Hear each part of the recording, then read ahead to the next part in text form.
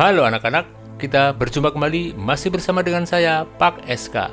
Bagaimana kabar kalian? Semoga kita semua selalu dalam keadaan sehat, kalian tetap semangat, selalu ceria dan terhindar dari wabah virus yang sedang melanda dunia.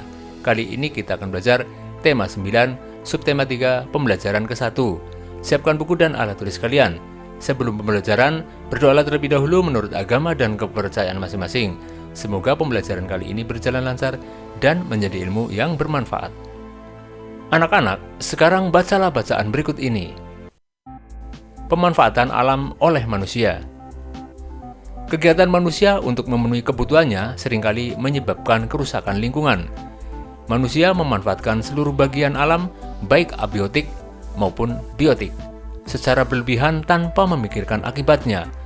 Sekali manusia melakukannya dengan sembarangan, kerusakan lingkungan yang terjadi akan menyebabkan kerusakan lingkungan berikutnya. Manusia memanfaatkan lingkungan abiotik, yaitu tanah, dengan melakukan penggalian untuk mendapatkan bahan tambang yang berguna untuk berbagai keperluan. Batu bara adalah salah satunya. Selain itu, berbagai jenis bahan logam mulia bernilai tinggi pun ditambang. Emas dan perak merupakan salah satu bahan tambang logam mulia yang paling banyak dicari karena nilainya tinggi. Bahan tambang lain yang diambil dari bagian dalam lapisan bumi adalah nikel, timah, dan bauksit. Tidak hanya lingkungan abiotik yang dimanfaatkan manusia, hampir semua jenis tumbuhan dan hewan juga dimanfaatkan oleh manusia. Ada dua jenis hewan, yaitu hewan peliharaan dan hewan liar yang hidup bebas di hutan. Manusia membudidayakan beberapa jenis hewan untuk memenuhi kebutuhan hidup seperti ayam, sapi, beberapa jenis ikan, dan lainnya. Hewan-hewan yang tidak dibudidayakan dan hidup bebas di hutan seringkali diburu manusia. Ada yang diburu untuk diambil kulitnya, bulunya, atau bagian tubuh lainnya seperti jula badak dan gading gajah. Perburuan manusia yang tidak terkendali menyebabkan menurunnya populasi hewan tersebut secara drastis. Apabila hal tersebut dibiarkan, hewan tersebut akan mengalami kepunahan. Demikian halnya dengan beberapa jenis tumbuhan. Beberapa jenis tumbuhan yang menjadi sumber makanan manusia, obat, dan peralatan rumah tangga ditanam dan dibudidayakan. Beberapa tumbuhan mempunyai nilai ekonomi sangat tinggi, misalnya pohon jati dan pohon cendana. Tekstur kayu yang bagus dan kokoh pada kayu pohon jati sangat disukai para pembuat mebel. Kayu cendana mempunyai aroma yang khas dan diburu banyak orang untuk pembuatan minyak wangi, hiasan, kipas tangan, dan figura. Sekarang, buatlah pertanyaan dari bacaan di atas menggunakan beberapa kata tanya. Tuliskan pertanyaanmu pada kartu tanya berikut.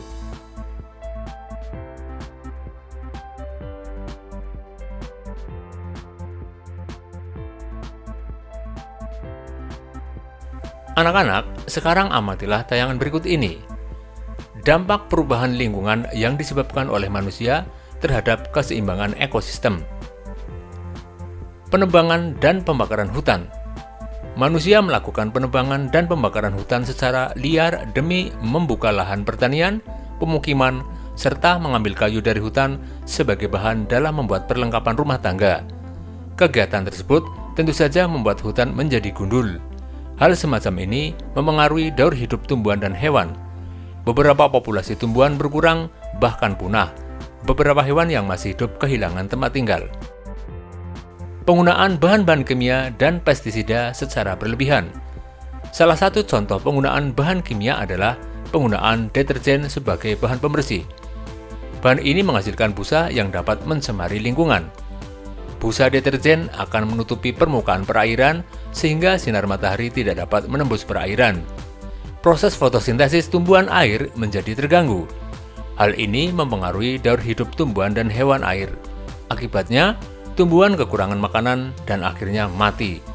Contoh lainnya adalah penggunaan pestisida yang berlebihan untuk memberantas hama tanaman yang dapat membunuh hewan lain yang lebih menguntungkan. Eksploitasi sumber daya laut. Eksploitasi sumber daya laut ini umumnya berupa kegiatan pengeboran minyak di laut. Kegiatan ini dapat menyebabkan pencemaran apabila terjadi kebocoran sehingga menyebabkan minyak mencemari laut. Sinar matahari yang dibutuhkan dalam proses fotosintesis tanaman air akan terhalang oleh minyak yang menutupi permukaan sehingga jumlah oksigen berkurang dan hewan laut kesulitan bernapas. Hal ini akan mengganggu ekosistem laut dan daur hidup hewan serta tumbuhan laut. Perpindahan penduduk. Perpindahan penduduk mengakibatkan daerah yang didatangi menjadi sangat padat akibat jumlah pemukiman yang terbatas. Hal ini akan memicu terbentuknya pemukiman kumuh yang mempengaruhi kualitas kesehatan manusia dan menyebabkan pencemaran lingkungan semakin meningkat sehingga dapat mengganggu keseimbangan ekosistem. Penggunaan kendaraan bermotor. Dalam menjalankan kendaraan bermotor dibutuhkan bahan bakar, baik bensin maupun solar. Namun, pembakaran bahan bakar tersebut menyebabkan polusi udara. Pembakaran tersebut menghasilkan gas karbon dioksida sehingga bumi menjadi semakin panas. Akibatnya, banyak makhluk hidup yang sulit beradaptasi. Beberapa di antara mereka akan mati sehingga akan mengganggu keseimbangan ekosistem. Perburuan liar. Sebagian manusia gemar melakukan perburuan liar terhadap hewan dan tumbuhan dengan tujuan tertentu. Perburuan tersebut dapat mengakibatkan kelangkaan hewan dan tumbuhan. Jika tidak dihentikan, perburuan liar dapat mengakibatkan kepunahan. Akibatnya, keseimbangan ekosistem dan daur hidup hewan menjadi terganggu. Perusakan terumbu karang. Terumbu karang merupakan rumah bagi hewan-hewan laut. Warnanya yang indah membuat sebagian kalangan mengambilnya untuk dijadikan hiasan. Pengambilan ini tentu mengancam keberadaan terumbu karang. Apalagi, terumbu karang membutuhkan waktu yang sangat lama untuk dapat terbentuk kembali. Akibatnya, ikan-ikan kehilangan tempat tinggal. Ekosistem laut dan daur hidup hewan laut pun menjadi terganggu.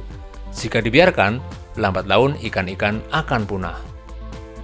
Kamu telah membaca bacaan dampak perubahan lingkungan yang disebabkan oleh manusia terhadap keseimbangan ekosistem.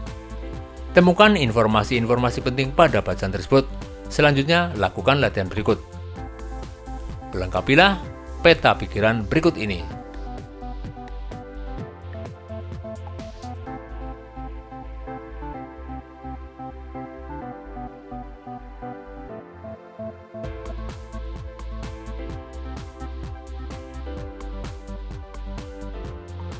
Demikianlah pembelajaran kali ini anak-anak. Marilah kita tutup dengan doa. Semoga apa yang telah kita pelajari bisa bermanfaat bagi kita semua.